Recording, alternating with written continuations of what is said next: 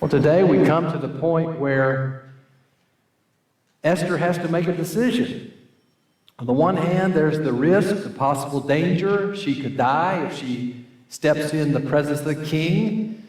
On the other hand, if she doesn't, what will happen to the Jewish people and even to her and her family? And so Mordecai, her foster father, comes in and reasons with her and talks with her, and she makes the difficult decision, as we all must do at times, to do the right thing, which is also the hard thing. None of that would have been necessary except for a wicked man named Haman, who seemed to have all the cards in his hand, all the power at his disposal, the king's signet ring where he could seal the letters going out to kill and destroy and annihilate all the Jews. And when it looked so dark and so bleak and so desperate, God was involved. His name not appearing in this book, but his presence in between every set of lines. Here we are. This Jewish girl, Hadassah was her Hebrew name, meaning myrtle. And then she was given the Persian name Esther, meaning star. She became a star. What a great hero of Scripture. So we're in chapter 3. And we'll begin, as we typically do, by asking for your feedback and your thoughts as you prepare this chapter. Who will start us out? Yes, Ron? It looks like that Samuel missed one Agag. How do you pronounce it? Yes. Because King Agag, finally, he was chopped to pieces. That's right.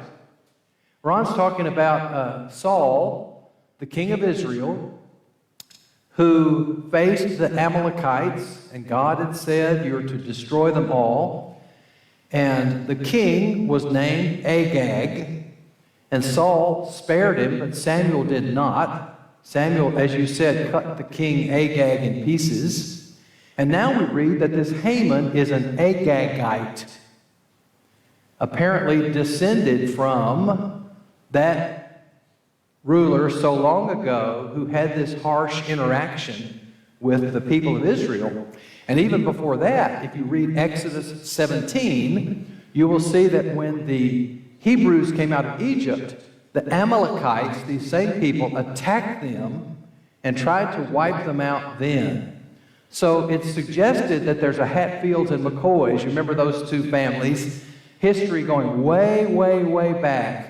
Agag versus Saul, Amalekites versus Israelites. And now hundreds of years have passed, and you have Haman, who may have descended from Agag, and you have Mordecai, who is a Benjamite, descended from the family of King Saul. Yes, and so now you have this played out that may give the background for the hostility of Haman against the Jews. And then when Mordecai will not bow to him, will not submit to his authority and power, I suggest that Haman was a narcissist, full of himself, inflated ego, like a balloon, he's going to pop.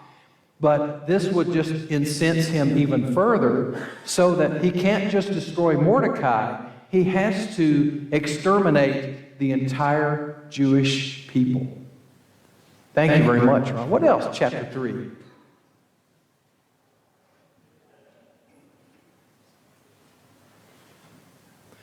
Okay, so the chapter begins with King Ahasuerus, or Xerxes I, promoting Haman, the son of Hammedatha, the Agagite. He advanced him, established his authority. Literally, he set his seat over all the princes who were with him. What does that tell you about Haman? He's a climber. He's looking for more power. He's looking for more prominence. He's looking for more importance, apparently. And he's played the game so well, he's been so effective and successful that he gets to be basically prime minister, second over all of the Persian Empire, it seems. Isn't the world like that? We don't know all the details, but isn't it true that often aggressive, power-seeking, self-centered people seem to come to the top of the chain. And you think, how did that happen? And someone thought, hey, they can handle this. Let's give them this and this and this and this. And then the more they have, the more they want. Well, king's servants, they bow down at the king's gate. Now, the king's gate is exactly where Mordecai is going to place himself. Mordecai would not bow down or pay homage, and so the king's servants asked him, why are you transgressing the king's command? Day after day after day, he wouldn't listen to them. Mordecai also didn't move. He stayed where he was and simply told them, I'm a Jew.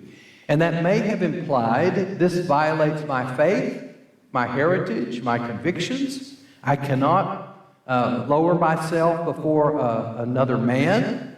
And so once again, the implication of God and his trust in God and his obedience seems clear. So Haman's filled with rage. Another thing is how one person can so get under your skin and so irritate you and so mess with you if you let them, that all you can think about is this one person that doesn't like you. This one person that won't do what you think they ought to do, what you think you deserve for them to do. And you may have all kinds of friends and all kinds of support and a wonderful family, but you stay up thinking about that one person. And you let them loom so large that they determine your behavior and your next step. And you allow them to make you angry. That's what Haman did. But once again, verse 6, he wasn't interested in just getting Mordecai. He wants all the people who are the Jews throughout the entire kingdom. And so in verse 7, he cast the lot, the Hebrew word pur, which will become the name of a Jewish feast to celebrate their victory over Haman.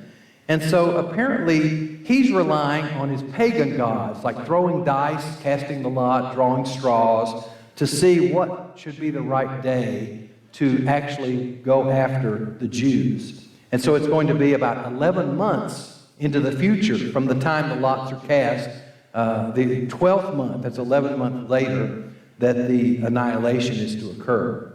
Then Haman goes and he tells the king, oh, there's these people. He doesn't name them. He doesn't call them Jews. They're just these people. Some of what he says is true. They're scattered. They're dispersed in all the provinces. That's true. Their laws are different from those of all other people. Isn't that a compliment? They're distinctive. They don't fit in with our culture, with our way of life, with our values. What a compliment that would be to the church today, right? These people, they're following something other than what we're about. Their priorities and their aims and their behavior doesn't square with us. And then they do not observe the king's laws. Whether part of that is true or not, we know that Mordecai, civil disobedience, Mordecai would not follow the king's command. So it's not in the king's interest to let them remain. These people are troublesome. They're not helping you. I think we'd be better off without them. The other thing Haman offers is what? I'll fill the treasury. I will come up with all kinds of money, and your coffers will be enhanced, and you'll have an abundance of material funds.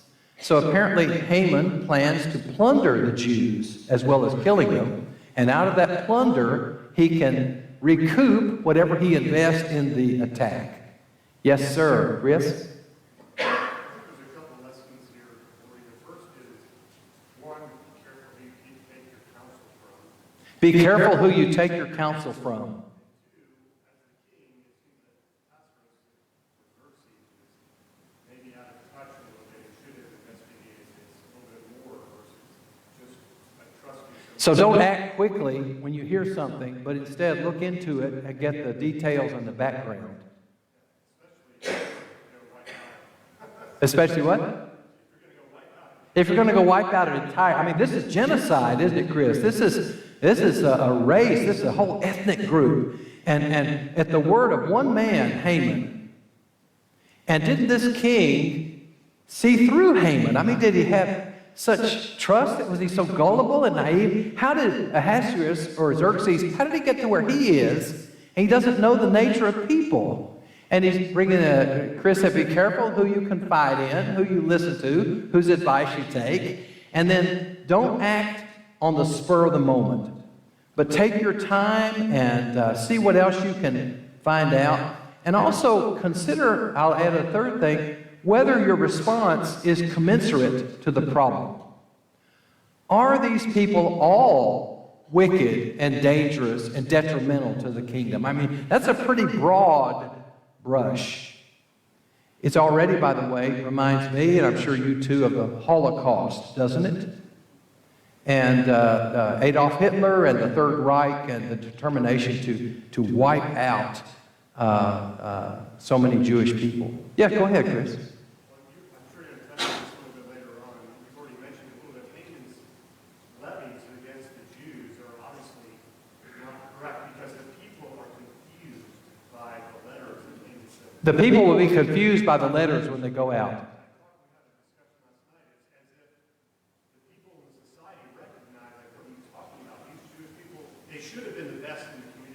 That's right. They stood apart. The Jews were outstanding in their community. Why would we kill? If they're ethical, they're well-behaved, they're not disrupting Susa, the capital. So when the message goes out, people are thrown into confusion. But the king is not, right? And we're going to see in a minute that the king and Haman are eating and drinking in the palace. Hey, the decision's been made. Authority's been given, but the people, they're the ones messed up. Greg? Going back to Haman's decision, Yes. It says from day to day the lot was cast. From day to day the lot was cast. How many times did they cast? Some suggest that they cast for the month. Should it be this month? No. This month, this month. Get a yes or no each time. And then once you get the month, you got to go through all the days.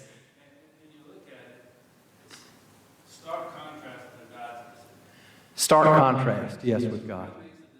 Yes, right. That's right. And to go with Chris, I've always loved what Ronald Reagan would say, trust but verify. Ronald Reagan, yes. Trust but verify. So true. Give the benefit of the doubt. Don't assume, but make sure that you follow up and keep your eyes open. Good. Martin? He was pretty young whenever he took over to be king, and if he was real young, he had to have advisors and everything with him. Mark suggests that this king came to power at a young age, and so he relied on other people, his cabinet maybe, his inner circle, who may have had more years on them. We don't know the ages of each individual. But perhaps Haman just came across as knowledgeable, confident, self-assured. Maybe he was charismatic, dynamic, as people say, persuasive. Maybe he was older. Maybe he had such a large following that the king thought. And the other thing was the king doesn't have to take responsibility for himself. He just let Haman bear the blame or whatever for it. And so those could be part of the factors involved. Did we miss anybody? Okay. So look at all the money he's going to pay, verse 9, into the king's treasury. And so the king gives his signet ring, like the word implies, to signify. This ring apparently could be used like a seal on the wax of the document. Tonight, by the way, at 5 o'clock, we're going to talk about a scroll, a Savior, and a song. We'll be in Revelation 5. And John the Apostle will see at the throne in God's right hand is a scroll that's sealed 7 times. And the question will be, who is worthy to break open those seals? Because the seal represented, hey, you don't touch this unless you have the authorization to do so. And of course, it's Christ. No other can accomplish that. And so the silver is yours. The people also do with them as you please. And so they call the scribes, satraps, governors over all the provinces. Look how one domino sets in motion all of these different consequences, each written in the name of the king and sealed with his signet ring, and then the couriers. Did you notice what a good postal system they have? Anybody think about that? You know, nothing delayed them, even though they didn't have our modern technology. They got this word out as to the date and the objective. Young and old, this is verse 13, women and children, all the Jews in one day, and the copy was published so that all the people would have some time, several months, in fact, to get ready for that day to come. So the city's in confusion, the capital of Susa, but the king and Haman sit down to drink, and they're not concerned about a thing. How could a person issue the order to take the lives of innocent people, especially in such number, and yet his conscience not be burdened? He's seared or burned his conscience, and he can eat and drink and let all these people perish. Ron? Yeah, what the king didn't understand and Haman didn't understand, that God was not on their side. God Yes. was on Mordecai's side, because he was messing up his eternal purpose. That's right. These men thought they were in control, Ron said, but they're messing with God's eternal purpose. And God has a plan. God is in control. And it's actually this Jewish fellow, Mordecai, who's sitting at the king's gate. He's going to put on sackcloth. He's going to tear his clothes. He's going to weep and wail out in the public. And people might say, oh, man, that guy, you know, what's he doing, you know? What a nobody, you know, be quiet, go back home. But God is going to work through that Jew in a way that overcomes the most powerful ruler on earth, Ron, and his agent, his prime minister. That's right. Greg? That's the key of providence. That's the key to providence. When it looks like all the odds are against the minority, the faithful, the few, just wait. And the Bible is full of this table turning, this upheaval, this reversal. Jesus said the last will be first and the first will be last. And the cross is such evidence of that. Here this Jewish man from Nazareth hanging there. He's been beaten. He's crowned with thorns. He's bleeding. He's wasting away. Rome is in control. Rome's not in control. This happens again and again. Another hand, Kathy. You ask why, how could they take all those lives? How could they take all those lives and live with themselves, right? Because their world is just right around them. It's not anywhere beyond. Good. Their world is their own bubble. It's not eternity. It's here and now, and it's what matters to me. And for Haman, it's how can I vent my rage? He is so eaten up that he can't contain himself. Yes, Greg. And we see that history does repeat itself because we see that today in genocide. Genocide, yes. They don't think of it. That's exactly right. And then on a smaller scale than genocide, people will hate an entire family because of what one person in the family did. Is that true? People will hate an entire nation because of what one or what a few people did that represent. It's something to take this one thing and that's what anger does. Anger is a raging fire, and once the spark, it struck, then there's no stopping it. Unless there is faith in God and character and restraint. We'll talk about this in Romans 12 in a few minutes. Overcome evil with good. Martin? There's so many times, just like Haman was doing, the king was so isolated and everything. The king's so isolated. Even Esther couldn't. Even Esther doesn't know what's all this going on. And she was scared to go without. She was afraid to go without permission. So the king didn't know what all was. He didn't know. And that's the same way with Hitler or some of these. That's others. right. They've got so many people that can pass it on, and they do the dirty work. And Someone else does dirty work, like you said, isolated. The one that says, pulls the trigger. Yeah, you think about Ukraine as well. Very, very similar. So a couple of these references. About 1,000 years earlier, when the Jews left Egypt, about 1445 BC, the Amalekites attacked them. That's Exodus 17, 8 through 16. And so Amalek, by the way, the original Amalekite, Amalek, was the grandson of Esau. So all these people are distantly related. So they were to be eliminated as a people. You can look at Deuteronomy 25, 17 to 19. When Saul came along, 1030 BC, he was to kill all of the Amalekites. Remember 1 Samuel 15?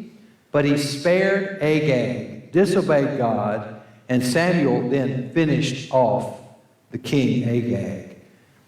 Esther, about 550 years after Agag died.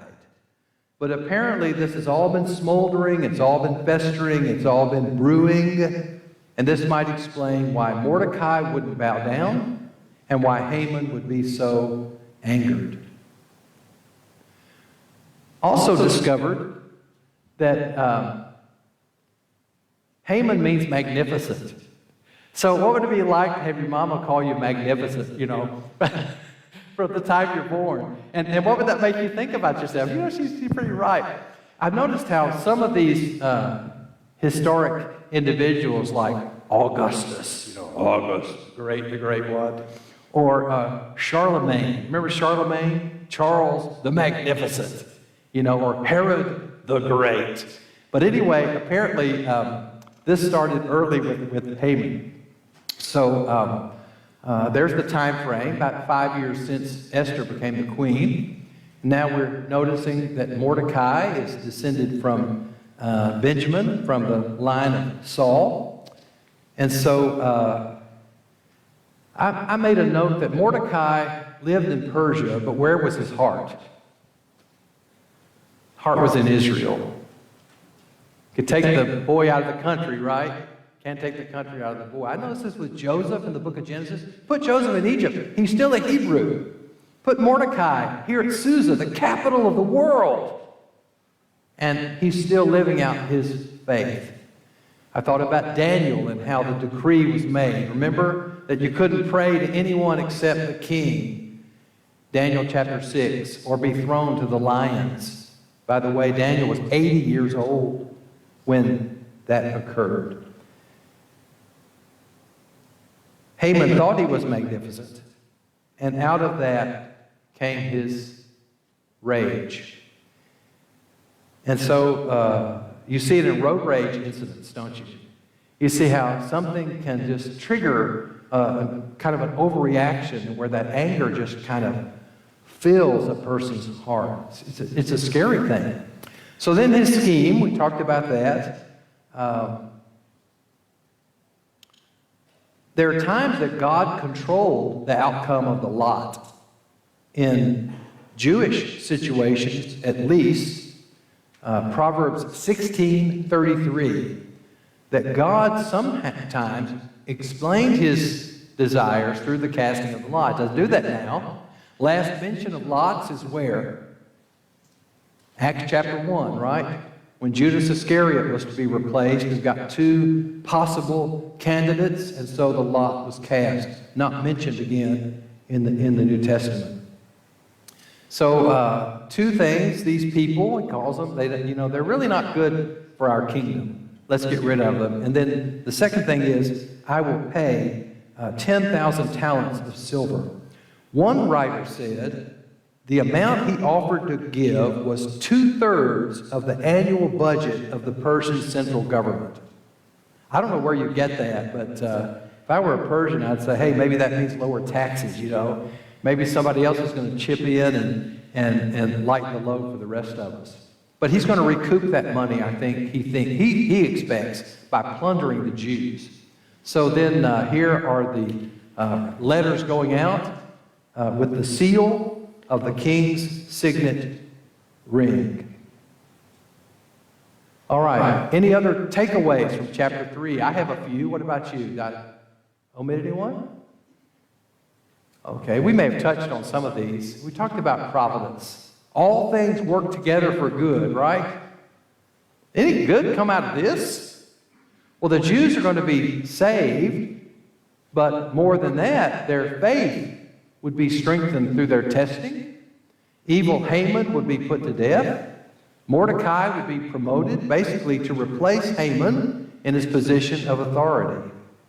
So when you look at the end of things, like we do in Revelation, you can see how, oh, that's what's going to come about. Providence of God. So don't ever let the immediate circumstances darken your light or put such an obstacle before you, you think you'll never get past it. It must have seemed to these folks that, hey, there's nothing we can do. It's over. We could all be put to death. Greg? I'm so thankful that God can use the stupid decisions I make. God can use the dumb decisions we make and make something good come out of it.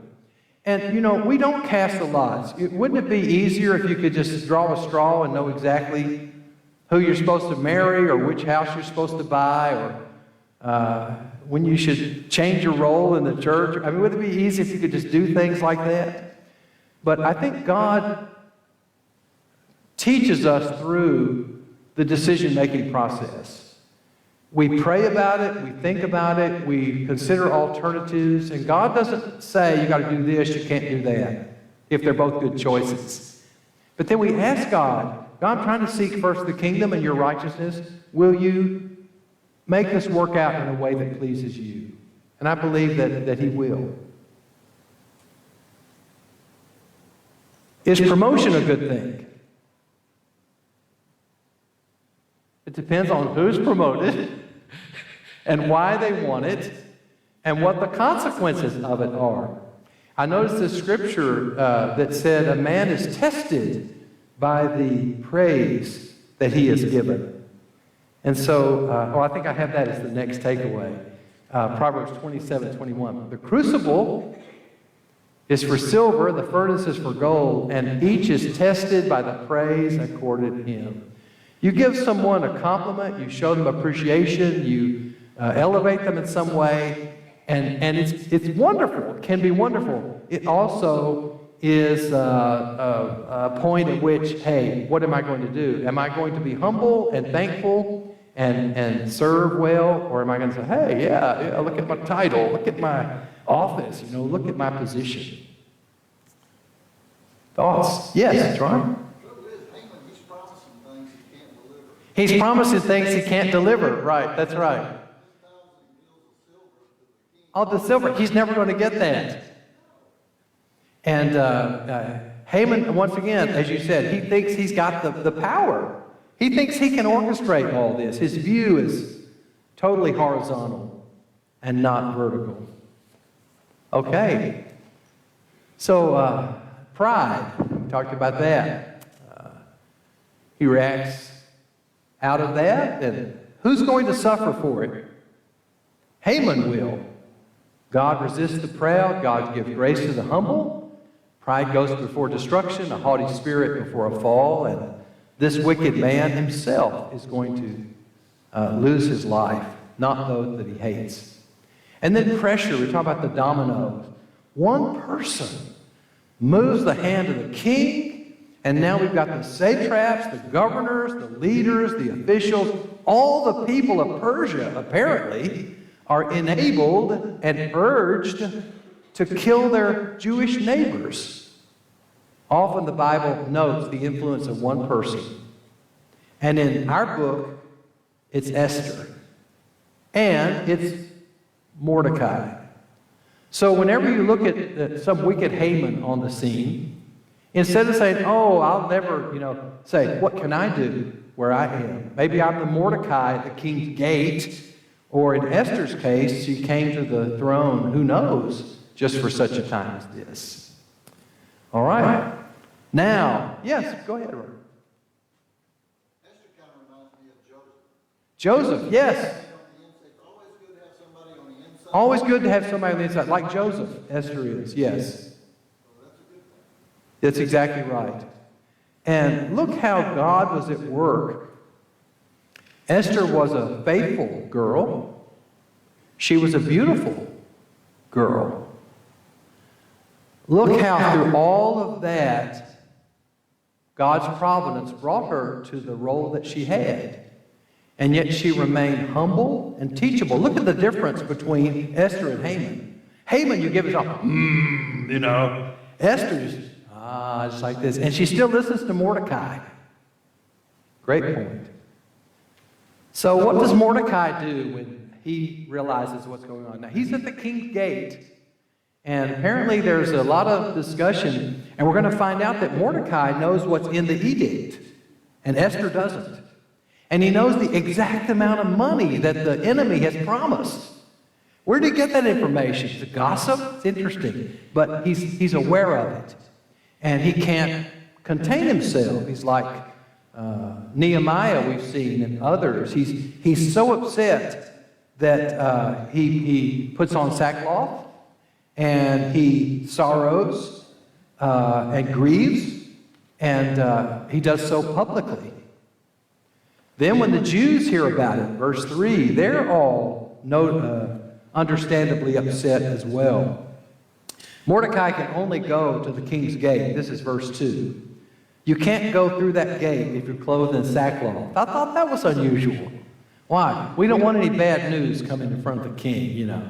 Keep your problems outside the gate. If you're unhappy, the complaint department is out there, see? And even among the Persians, to wear sackcloth, which apparently was a very rough material, perhaps like burlap, worn right against the skin, by the way, itchy and scratchy, was a practice among the pagans as well. So you got, you know, you're angry, you're uptight about something. It stops right here. You don't want to get that in the presence of the king, you know. You don't want the king to think he might have to fix something. So, yes. That's the isolation. That's right. That's right. That's part of this containment. So that in here, hey, everything's fine. We don't have any problems. Everything's good. You know, get the king and Haman together. Let's eat and drink and all is well. Why? Because we've closed the gate. You know, taking this a step further, we as Christians need to keep the gate open, don't we? We have a friend, we have a brother, sister, we have someone that's troubled or bothered. We can learn, I think. It's true for church leaders. It is, but it's true for all of us as well. So Mordecai, he's quite willing for the entire city of Susa to hear his crying, to see his distress. He's not over in a corner somewhere, but he's in the middle of the city, right up at the gate, and might have gone even farther. The text may suggest that Mordecai would have gone on in if he hadn't been blocked off. So then the Jews hear of it, and so they're fasting and weeping and wailing. What does the word fasting tell you about the Jews? Are they aware of God? Are they seeking God's deliverance and God's help and God's protection? Of course. There's so many instances in Esther of the awareness of God, the existence of God, the reality of God. And it's been suggested that this inspired book may omit the name of God for that specific purpose. So that we would read Esther and say, God's not mentioned. And then we'd read Esther and we'd say, here's God, here's God, here's God. That the presence of God would be seen in the behavior of the people and in God's response to their fasting and their weeping. You'll also see in verse 16 that Esther will say, I want to ask all the Jews to assemble, and I want them all to fast for me. And I will fast, and also all of my maidens. Also, you'll see in Esther 9:31 that when they eventually established this feast of Purim, named after Pur, the lot, that will incorporate fasting. So every year from this point on, the Jews would fast in commemoration of this event.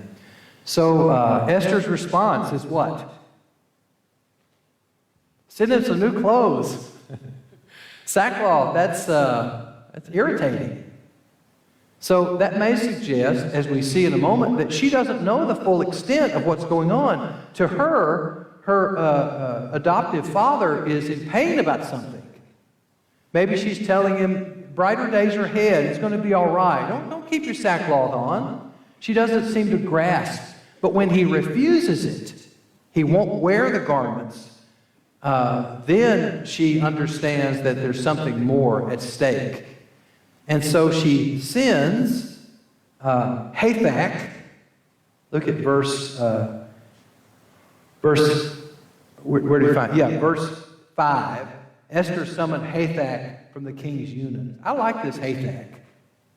He's a Persian, apparently. He's not a Jew. He's trustworthy.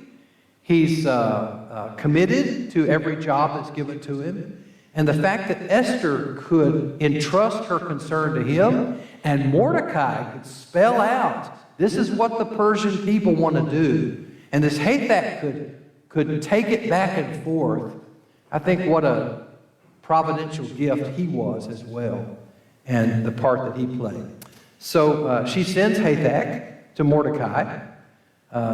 Mordecai gives him the report, including the exact amount of money that Haman offered to pay. Here's a copy of the text, which apparently had been published.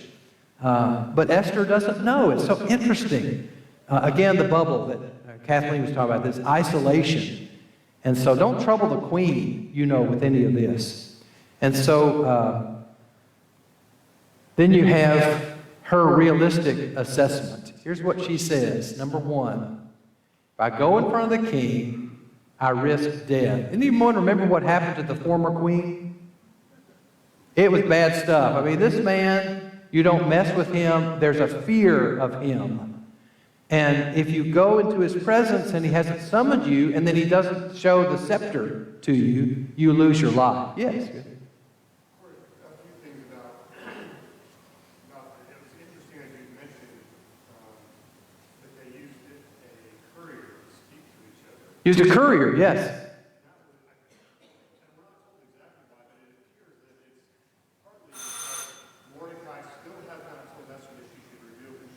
Right, Mordecai had told her before not to indicate that she was a Jew.